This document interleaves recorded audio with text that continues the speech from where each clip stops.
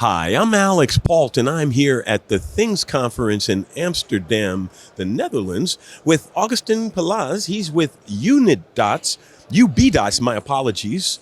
Welcome to the show, first of all.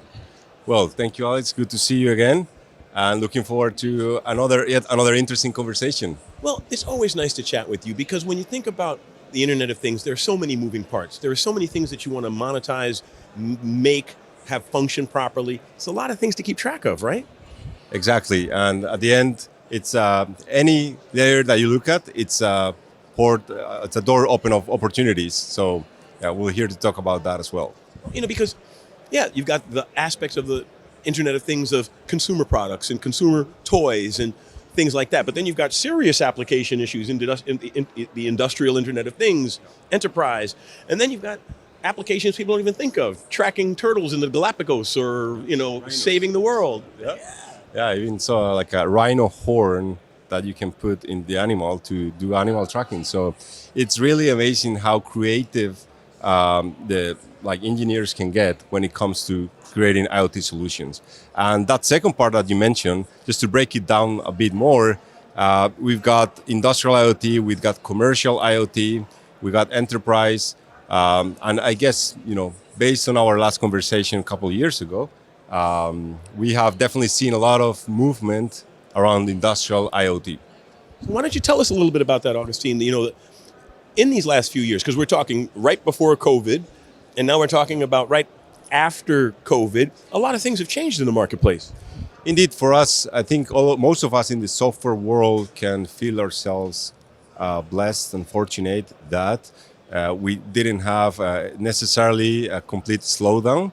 On the contrary, I think the world found that connecting things to the internet was a good way to keep the eye on production lines, on assets, on company processes, all in general, through what is called IoT. So that sparked a lot of conversations about digital transformation that were not happening before. And then, thanks to that, we have a case, and we have seen increased adoption where it comes to remote monitoring, condition monitoring, asset tracking, and you name it. Well, that's a really interesting point, Agustin, to make is we're at a situation where the COVID was almost like a perfect storm for remote working, for remote monitoring, remoting anything, remoting everything. So it's completely the case of our industry. So, we talk about remote work. Well, we talk about remote monitoring a lot. I'm happy to dive into a few use cases or applications that we see often in the industrial world. Please do. So what there are so many things you can do with that. Give us a couple of examples. As a quick recap, Ubidots is all about empowering OEMs, system integrators, or even end user within companies to create an industrial IoT application in just a matter of weeks without having to hire an entire team in the process. We're a software platform, right? So instead of coming up with our own devices, we believe in using what's best already out there.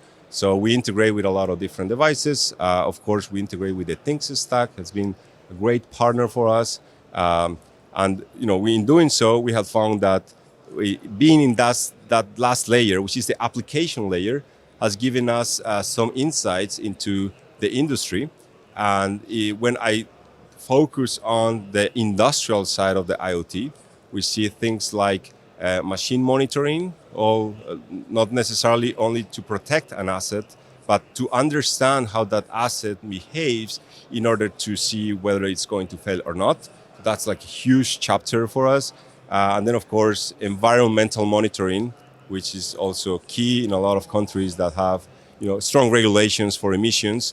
You would think that environmental monitoring is something that it's like a chapter within environmentalists and wildfire detection, etc. It has a lot to do with industrial IoT because manufacturers are also having to comply with a lot of rules, and the best way to prove it is by installing devices in their factories.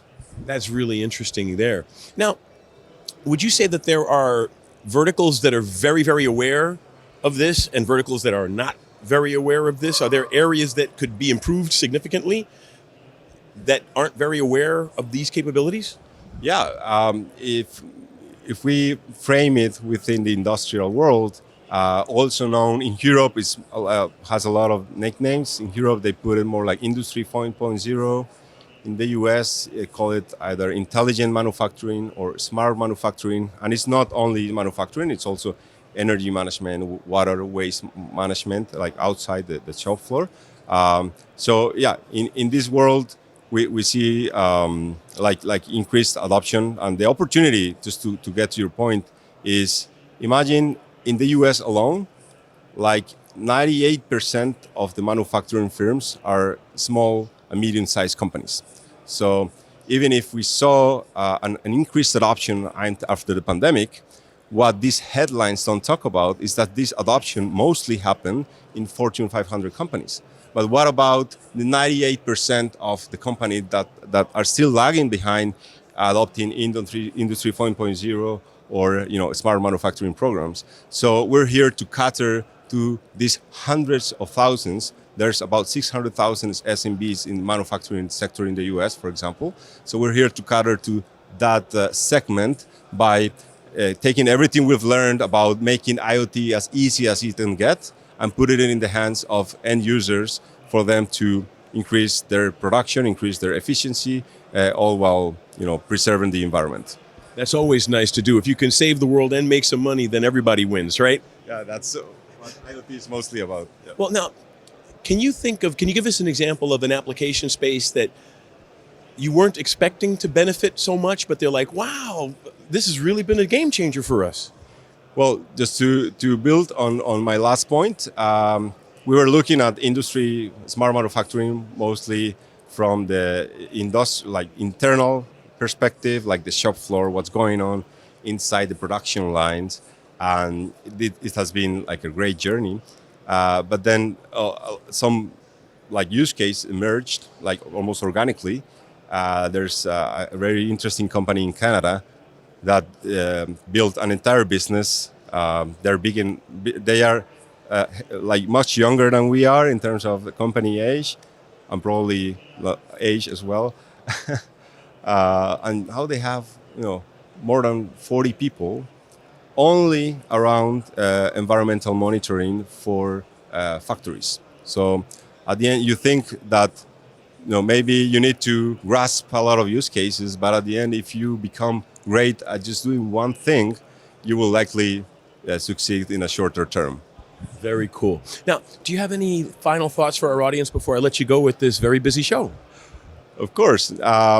Again, we are all about empowering the engineers, either independent or within large enterprises, to become superheroes. At the end, we give them the superpowers that they need to go from zero to a ready-made application, be it web or mobile, in just a matter of weeks. We're here to help that journey. In any technical or commercially related questions, you can go to ubidots.com and just chat with us. Excellent, Agustin. Well, I'm always enjoying. I was just winking over at the cameraman because I always like it when an interview goes nicely like yours. But, it's all about the community and developing the infrastructure and making sure the solutions work for everybody. Indeed. I've been, Ubidots is a relatively young product, but personally, I've been in the industry for 10 years. And we live very exciting times. Never before there had been so many off-the-shelf products that you can literally integrate without becoming a hardware engineer, an embedded engineer, a software expert. You don't have to become an expert in each field, because nowadays you have the wall of fame. You look at all the devices that we have already that you can purchase at affordable prices that were not possible before in order to rapidly deploy IoT solutions. I think it's the best time in history, thanks to the LoRaWAN ecosystem and what the Things Network team has built around it. It's literally a Lego where you can put together so many solutions to see so many opportunities in the market easier than ever before. So that's an exciting time to be living. I can't agree with you more. Thank you so much for taking the time to be with us today. I appreciate it. Oh, and don't forget, got to tell the audience, the next person up is Frank Neudecker from Thermocon, and they're going to be talking about IoT building automation.